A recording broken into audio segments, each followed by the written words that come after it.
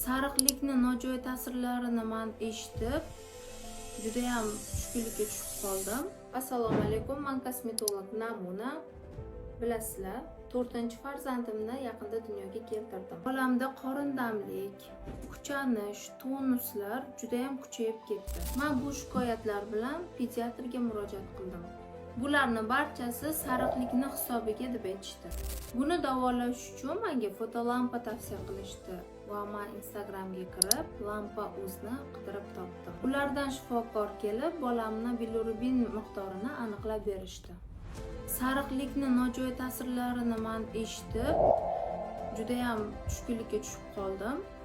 5 kun fotolampa olishga qaror qildim va hozirda bolam bilirubini ancha pasaygan va men xursandman. Meni ajablantirgan narsa narxlari hamyonbopligi va ishning sifati.